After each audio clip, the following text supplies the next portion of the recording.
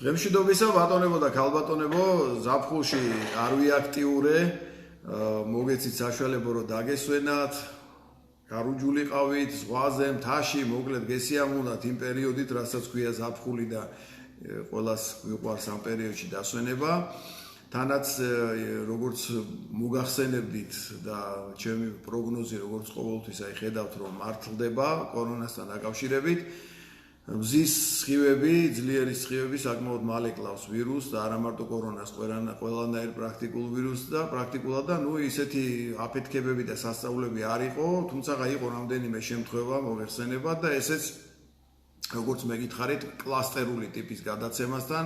დაკავშირებული. როგორც ხვდებით იმ სიტუაციებთან, სადაც ადამიანები არ იყენებენ ნიღბებს, ხო, დამცავებს, ეს არის სუფრები, კეიფები, ხო, ხინის კეიფი იქნება თუ წუხარების, კეიფში მოგეხსენებათ, რომ ადამიანმა ნიღაბი უნდა მოიხსნას და ერთი დაავადებულიც საკმარისია იმისთვის, რომ ყველა დაავადდეს და ასეც მოხდა და იმიტომ მოხდა იგივე სვანეთის დახურვა და ასე შემდეგ და ასე შემდეგ.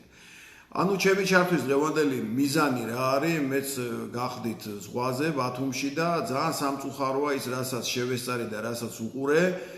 ეს არის რომ ადამიანების ერთი ნაწილი აბსოლუტურად ესე იგი სამწუხაროდ გაუნათლებელი და საერთოდ წარმოდგენა არ აქვს რა ხდება სამყაროში და ამას კიდევ ემატება ალბათ ჩვენი ქვეყნის სადმი ტულად განწყობილი ქვეყნები თუ მათი წარმომადგენლები, რომლებიც ამ ადამიანებს ცდარ აზრებს უდებენ თავში და იწყება ესეთი ცუდი რამ, რომ პრაქტიკულად ეს ადამიანები რისკის ქვეშ აყენებენ მთელ ქვეყანას, ჩვენ საზოგადოებას, ჩვენ ხალხს და ძალიან სამწუხაროა, რომ კიდევ ერთხელ ესე იგი ფაქტის წინაშე დავდექით, რომ გაუნათლებლობა არის ერთ-ერთი ყველაზე დიდი ხიფათი, მათ შორის ჩვენი ქვეყნისთვის, საერთოდ კაცობრიობისთვის, მაგრამ ჩვენი ქვეყნისთვის განსაკუთრებით. ძალიან ცუდი რამ არის, როდესაც ადამიანები ვერც ერკვევიან, არც კომპეტენცია ყოფნით, არც განათლება და რაც თავარი არ უსმენენ იმ ხალხს, ვინც ერკვევა და კომპეტენტურია ამ საკითხებში და იყოს შეხვედრები ვიღაცები იძახდნენ, მე არ მჯერა ვირუსის, აი ვირუსი საერთოდ არ არსებობს, მე სხვა ინფორმაცია მაქვს, ჩემო ძვირფასებო. უბრალოდ მოგიყვანთ მაგალითს, რომ მთელი მსოფლიო სპორტი არის დღეს გაჩერებული, დაპაუზებული და მე გეტყვით, რომ აი დაუშვათ მაგალითისთვის პრემიერ ლიგაში, თქვათ ინგლისის პრემიერ ლიგაში თითო კლუბი, გუნდი, რომელიც თამაშობს უმაღლეს რანგის პრემიერ ლიგაში, თითო თამაშში გუნდს შემოსავალი აქვს საშუალოდ 5-7 მილიონი ევროს ოდენობით. და წარმოიდგინეთ, რომ ვირუსი არ არსებობს, ეს არის ყველაფერი მოგონილი და თითო ესე იგი თვეში ორჯერ აქვს ამ გუნდებს თამაში თავის მოედანზე და ეს გუნდები 5-7 მილიონ დოლარს ესე ტყილად რაღაცას ღაპრებისთვის კარგავენ, ხო? ეს მარტო ერთ პრემიერ ლიგას კი არ ეხება, ნებისმიერ სპორტულ ღონისძიებებს. ეხლა იყო ამერიკის ჩოგბურთის ტურნირი, ATP-ის ტურნირი 1000-იანი, სადაც უყურეთ რომ მაყურებელი არ იყო მოედანზე. იგივე დღეს თუ გუშინ დაიწყო ამერიკის ღია ჩემპიონატი ჩოგბურთში და იგივე ამხელა მოედნები, დარბაზები არის აბსოლუტურად თავისუფალი. იგივე ერთადერთი საფრანგეთის ჩემპიონატში დაუშვეს მესამედი მაყურებლის შესვლა სტადიონზე და ყველა არის ნიღბებში, ყველა არის სპეციალურ პირობებში მოქცეული და ასე შემდეგ და ასე შემდეგ. მოგიწოდებთ ჩემო ძვირფასებო, აყვებით ჩვენი ქვეყნის მტრებს. სამწუხაროა, რომ ზოგიერთ ქვეყანას და ზოგიერთ მათ შორის ახლო მდებარე ჩვენ გვერდით არ დავასახელებ. ქვეყანას ძალიან აინტერესებს და აწყობს, რომ საქართველოს ჩაიგდოს ხელში ოღონდ ქართველების და ჩვენი მოსახლეობის გარეშე და ეს ადამიანები სპეციალურად ახდენენ ზემოქმედებას ჩვენი მოსახლეობის ერთ ნაწილზე, სამწუხაროდ გაუნათლებელ ნაწილზე, რომელთვისაც ძალიან ადვილია ყველაფერი ზღაპრების დაჯერება და ამ ადამიანებზე ზემოქმედების მეშვეობით ახდენენ რისკი ფაქტორების გაზრდას. კიდევ ერთხელ გიხსნით, დახურულ სივრცეებში აუცილებელია ნიღბების გაკეთება და არა მარტო პირზე, არამედ ცხვირზეც. იმიტომ რომ კიდევ ერთხელ ეს ვირუსი, კორონავირუსი, ახალი კორონავირუსი გარკვეული დროის განმავლობაში შეწონილ მდგომარეობაში რჩება ჰაერში. მათ შორის ხიფათი არის ლიფტებში, იმიტომ რომ თქვენ არიცით თქვენ წინ ვინ იმყოფებოდა ლიფტში და ლიფტში რაღაც პერიოდის განმავლობაში შესაძლებელია ვირუსის შეწონილ მდგომარეობაში დარჩეს ჰაერში. დამიჯერეთ, სავარაუდოდ ეხლა მეც შეიძლება მთლად უარზე არ ვიყო იმ ფაქტთან, რომ ეს ვირუსი შექმნილია გარკვეული მიზნების გამო. შეიძლება ეს გამორიცხული არ არის, მით უმეტეს რომ თავიდან ამ ვირუსმა დაიწყო უფრო სუსტი იმუნური სისტემის მქონე ადამიანებში და მათ შორის მოხუცებში, ესე იგი საკმაოდ ძიმე ფორმით გამოხატვა და დაიწყო ამ ადამიანების სამწუხაროდ დახოცვა, მაგრამ აღმოჩნდა რომ ამ ვირუსს ის ვინც შექმნა თლად ყველაფერი ეთყობა ვერ გათვალა და ამ ვირუსმა უკვე ზემოქმედება მოახდინა არა მარტო თქვათ იმუნური სისტემის შერყეული იმუნური სისტემის მქონე ადამიანებში, არამედ ძლიერი იმუნური სისტემის მქონე ადამიანებშიც მიუხედავად იმისა, რომ ამ ადამიანებმა უფრო მარტივად და ადვილად გადაიტანეს ეს ვირუსი, შემდგომ პერიოდში ძალიან ხშირად დაიწყო სხვა გართულებები, მათ შორის გულსიზრდათა და სისტემის მხრივ, შარცასქესო, ანუ თირკმელების მხრივ. ანუ ეს ვირუსი თლათ ისე მარტივი არ არის იმ ადამიანებისთვისაც კი, ვინც ჯამთელია, პირობითად ჯამთელია, იმუნური სისტემა წყობში აქვს, მათთვისაც არ არის მიზანშეწონილი ამ ეტაპზე, წელს, საწყის ეტაპზე, სანამ ჩვენი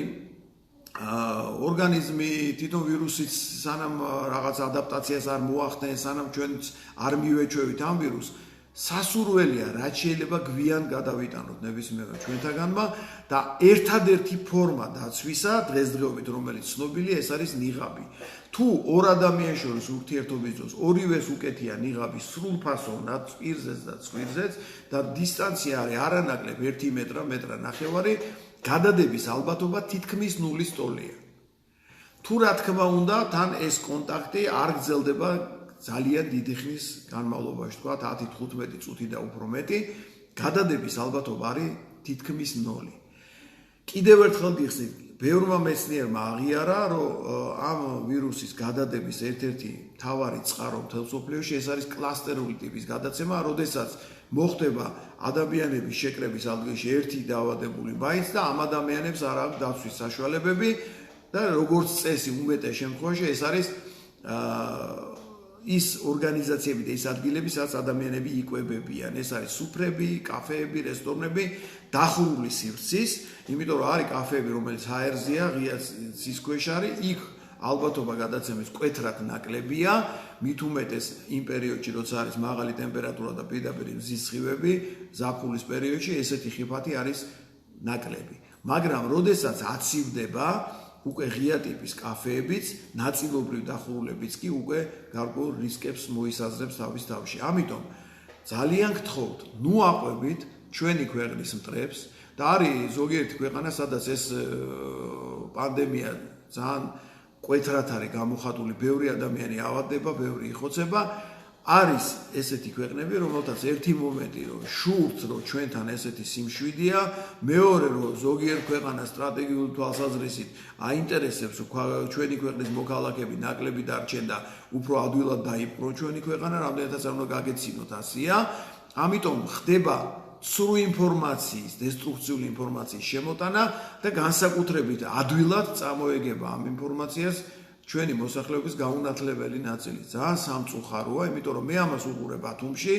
და მათ შორის ახალგაზრდებიც, ხო, სალაროში მომუშავე მაღაზიებში, სუპერმარკეტებში ჩამოწეული ნიღბები და მოკლედ რამდენიმეს რომ შენიშვნა მივეცა მოუთხოვე რომ გაეკეთებინა, ესე იგი ისეთი ამბავი ატეხეს.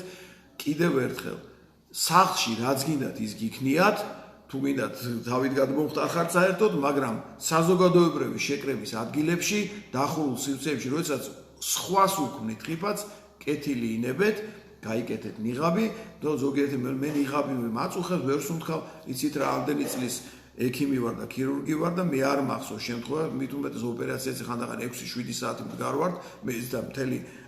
სტაფიც, ანუ მთელი ის შემადგენლობა სამედიცინო პერსონალისა, რომელიც ოპერაციაზე იდგა და მე არ მახსოვს შემთხვევა, რომ 6-7 საათის განმავლობაში ამ ვინმე მომკვდარიყოს ნიღბის გაკეთების გამო, ამ ვინმე ცუდად გამკვდარიყოს, მით უმეტეს იმ პერიოდში, როცა მე აქტიურად ქირურგად მუშაობდი, ჩვენი ნიღბები კიდევ უფრო რთული ნიღბები იყო, ეს დოლბანდის ქართული ნიღბების ტიპის, თან უფრო სქელი, უფრო ბევრფენიანი, უფრო ძნელი იყო იქ სუნთქვა, მაგრამ ჯერჯერობით არ მახსოვს შემთხვევა, რომ ვინმე ცუდად გამდარიყოს ნიღბის გამოყენების გამო. ამიტომ ძალიან გთხოვთ ამ ზღაპრებს ნუყვებით, ან თუ მაინც და მართლა ძალიან გაწუხებთ ნიღაბი, კეთილინებით და დახურულ სივრცეებში ნუ შეხვალთ, გაუშვით თქვენი ოჯახის წევრები, მაღაზიებში, საყიდლებზე და ასე შემდეგ. ძალიან გთხოვთ გაითვალისწინეთ, რომ ნებისმიერი თქვენი არასწორი მოქმედება ხიფათს უქმნის სხვა მოსახლეობას, სხვა მოქალაქეებს, სხვა ადამიანებს და ან კეთილინებით დაექვემდებარეთ ამ წესებს, ან მოხდებით საზოგადოებრივი შეკრების ადგილებში, დახურულ სივრცეებში და იყავით ღია სივრცეებში, ქუჩაში მოძრავეთ, ღია კაფეებში დაბრძანდით, არავინ ხელს არ გიშლით. რაც შეეხება ჩვენ მთავრობას, მესმის ეხლა რომ არჩევნების წინ ცდილობთ, რომ ქულები ჩაიწერო და არ გააღიზიანოთ მოსახლეობა, მაგრამ ეს ის შემთხვევა არ არის. კეთილი ინებეთ და დაიცავით კანონი, სადაც უკვე საჭიროა და რომელიც ძალიან მნიშვნელოვანია, ხო, ადამიანებს მოთხოვეთ, რომ დახურულ სივრცეებში ეკეთოთ ნიღბები, გააკონტროლეთ და საჭიროების შემთხვევაში უნდა დააჯარიმოთ კიდევაც, იმიტომ რომ სხვა გზა, სხვანაირად ამ ადამიანებს არ ესმით. კიდევ ერთს გეტყვით, რომ ყველაზე ინფორმირებული ადამიანი დედამიწის ზურგზე ეს არის ამერიკის შეერთებული შტატების პრეზიდენტი, რომელსაც სრული ინფორმაცია აქვს, რა ხდება დედამიწის ყველა ქვეყანაში, მთელ დედამიწაზე, დამიჯერეთ, ეს არის ყველაზე ინფორმირებული ადამიანი დედამიწის ზურგზე და მასაც უკეთია ნიღაბი, თუ დააგვირდებით დონალდ ტრამპი, ხო, დახურულ სივრცეებში იკეთებს ნიღაბს, ანუ ნიშნავს, რომ ნიღაბია ეს არის დღესდღეობით ერთადერთი დაცვის უნიკალური საშუალება და ორმხრივი ნიღბის შემთხვევაში, როგორც გითხარით, გარკვეულ დისტანციაზე გადადების ალბათობა თითქმის 0-ს უტოლდება. ამიტომ მოგიწოდებთ ეს ყველაფერი გააკეთოთ, გამოიყენოთ, მით უმეტეს რომ ეხლა უკვე დაიწყება აგრილება, საღამოს საათებში უკვე თბილისშიც აღარ ცხელა, აგრილდა, ანუ ხიფათი ეხლა გაიზრდება და ძალიან გთხოვთ, დაიცავით ეს წესები და ვინცაც განათლება არ ყოფნით, ან ვინც ეკონტაქტებით ჩვენი ქვეყნის მტრებს, კეთილი ინებეთ, ან ჩვენ მოგვისმინეთ, ან იცით რა, დროა უკვე ყველას დავარქვა თავის სახელი და იცი არ არის საჭირო ნიღბის გამო რომ მე ვიღაცამ ჩვენი ქვეყნის მტრად გასახელოთ და დაგარქვათ. ამიტომ კეთილი ინებეთ, ნიღაბი გაიკეთეთ, ან ნუ მოხდებით დახურულ სივრცეებში. აი ეს ყველაფერი მინდოდა აუცილებლად მეთქვა, არ გავაკეთე ჩართვა ბათუმიდან, უბრალოდ იმიტომ რომ დასვენების პროცესში ადამიანები არ დავძაბე, მაგრამ დამიჯერეთ, ეს არის საკმაოდ სერიოზული მდგომარეობა. და ვისაც გონიათ, რომ უცხოპლანეტელებისგან იღებთ ინფორმაციებს და არ გჯერათ და სხვა ინფორმაციები გაქვთ და საერთოდ ამ ვირუსის არ გჯერათ, კეთილი ინებეთ და აიღეთ წიგნი წაიკითხეთ, ცოტა განათლდით რა. მადლობთ ყურადღებისთვის და მომავალ შეხვედრამდე ჩვენი ჩართვები რა თქმა უნდა გაგრძელდება. 1 სექტემბერია დავიწყეთ საქმიანობა, ჩვენი ოფისი გაიხსნა, რა თქმა უნდა პროდუქცია გვაქვს, ყველაფერი მზადყოფნაშია, მით უმეტეს რომ ეხლა აცივების პროცესთან ერთად მაინც რაღაც ხიფათები გაიზრდება და ჩვენც რა თქმა უნდა მზადყოფნაში შევხვდებით ამ ყველაფერს. დროებით მადლობთ ყურადღებისთვის, ნახვამდის.